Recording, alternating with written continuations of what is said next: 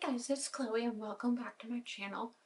But today I'm going to be talking about the various therapies that I got when I was younger and as an adult. And I know it's Spina Bifida Awareness Month, but I'm going to be talking about also some autism therapies that I got. And it's not ABA therapy. I never got that done, so there won't be a trigger warning. But I'm basically gonna yeet it all into this video just to make it easier, and everything will be time-stamped. So if you want to go to a specific part, you can. And before we get into this, if it looks like I'm looking down, rest assured it's not that I don't care. This is my binder of my childhood medical records, so in case if I need a quick reference, I could do that. And I'm excited to get into this video, and on that note, we're gonna get started. So I did get therapy, speech and physical, before my surgery, but that was because So I do want to mention that I have ADHD, but I wasn't put on the right medication till my 7th grade year, and therefore my progress in physical therapy was hindered because I couldn't focus. Okay, back to the video. One of the pediatricians that I saw dropped the ball, and for anyone that takes things literally, she literally did not drop a ball. It's an idiom meaning that she did a bad job. And there are also some other strong choice words that aren't really appropriate for this video. I'm not going to really get into those because we had no idea that I had spina bifida, and she just assumed that I had like a delay and nothing else was really wrong with me medically. So she just did that.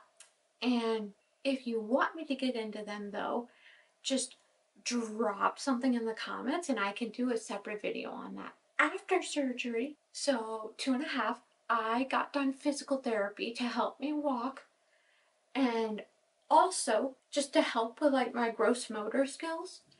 And I was struggling with like my locomotion, object manipulation, and stationary skills.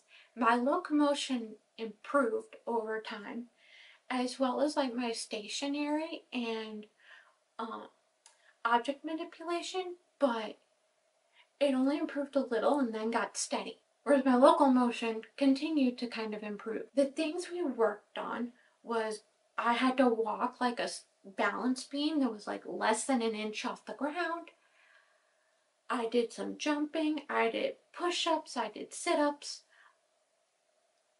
just stuff like that.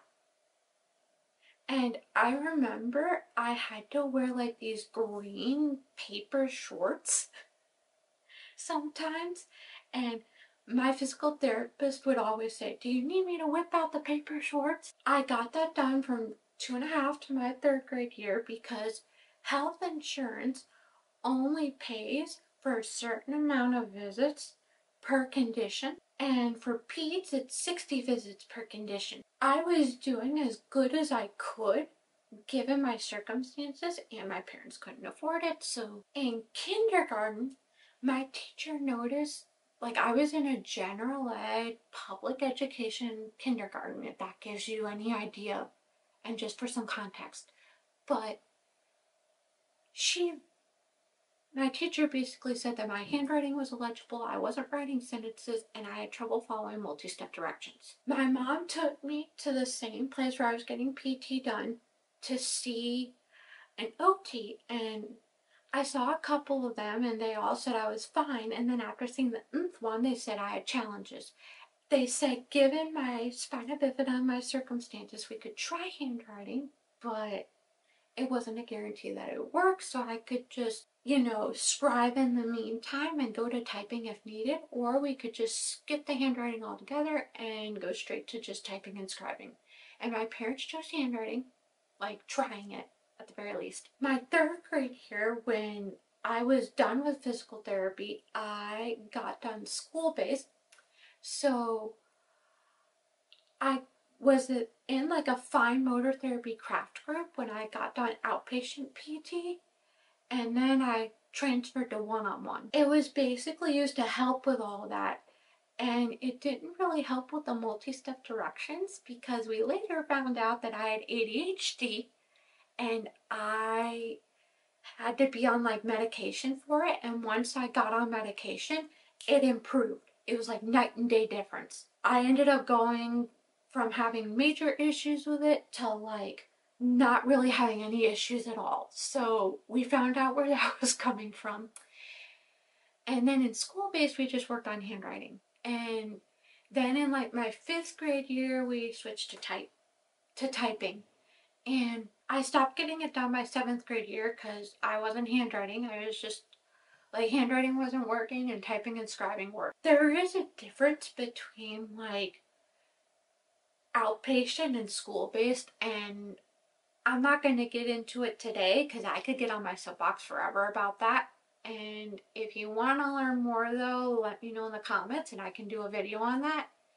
And I'll probably end up doing one anyways, just because I want to get on my soapbox, but I'm not going to like talk about it here. My 4th grade year, I went outside of school. My parents paid out of pocket for me to get evaluated by an educational psychologist, and she basically said that she wanted me in speech therapy. So I got into speech therapy. I was in school-based speech therapy for my 4th grade year up until I graduated high school. My 4th grade year and 5th grade year, it was group speech therapy. And my 4th grade year, we had worked on like letter sounds because I was hard of hearing and couldn't hear some of the sounds, and that didn't really work. And then my 5th grade year, it was basically working on like science because my school didn't have like a resource science class. So I was struggling in that area because I was in general ed science. And then in middle school, it was collaborative speech therapy where my speech therapist came into my resource class like twice a week. And then in high school, it went back to being pull-out group speech therapy. But the thing is that the majority of the people in my group needed help with reading and letter sounds, whereas I needed help with the social skills aspect. But we just continued to work on reading. And I remember my mom asking me, like my senior year, what we were working on in speech therapy because I was going through a mental health spiral at the time. And I said reading, and my mom's like, huh? And I'm like, yeah, the other kids need help with reading, and I'm the only one that needs help with social skills. And my mom's like, uh-uh. So at my IEP meeting, she demanded that I have one-on-one pull-out. So I got that done. And we worked a little on social skills, but basically we worked on like finding the main idea of things because I struggled with that too. And reading comprehension because I struggled with that too. And again, I'll get on my soapbox another day about the difference between like school-based and outpatient services. Then I started going up to Spina Bifida Clinic in Hershey, and the PT up there recommended that I see a PT back in my area that is neuro rehab and has worked with people with spinal cord injuries because spinal cord injuries and spina bifida are kind of similar, and it's tough to find an adult provider that knows about spina bifida. When I got back, I contacted the physical therapist that I knew and trusted that my family used, and I asked if they were neuro rehab and could work with me on these certain things. And she said yes. And then a couple months later, she slipped and said that she was ortho and not neuro. I was planning on switching anyways because she was triple booking herself and never really dedicated her time to me and just told me to do exercises and never watched me to see if I was doing them correctly. I'd found a place that was a little bit further out, but they saw people all ages and were housed in a pediatric setting, but there was a long wait list. So my former physical therapist is a part of like a big PT chain here in like my state.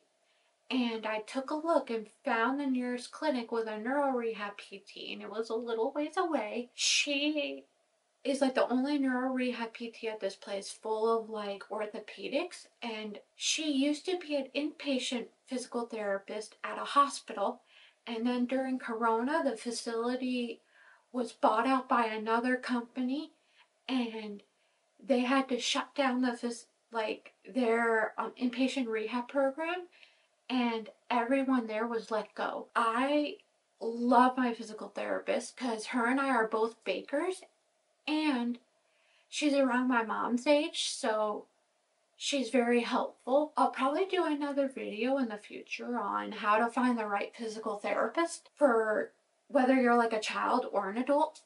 But she's really good, and I still see her to this day, and I love her.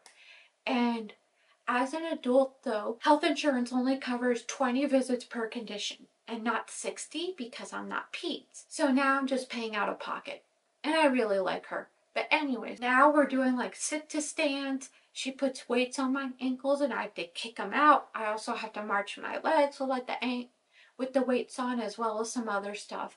We do like some balancing exercises where I have to put one foot in front of the other and just hold that position. Um, just little things like that. And her and I have really grown a bond. And I'm actually her youngest patient. All of her others are 70 plus with like dementia and Alzheimer's. So she really likes having a younger patient around. And not only just like a younger patient, but one that's consistent.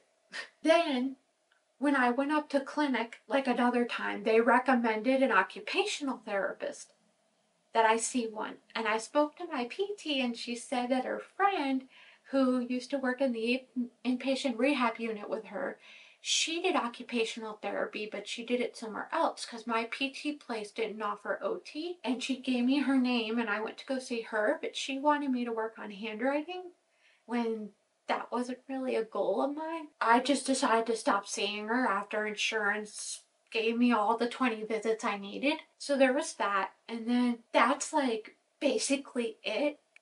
And I thank you guys so much for watching this video, and I cannot wait to see you guys again soon. Bye!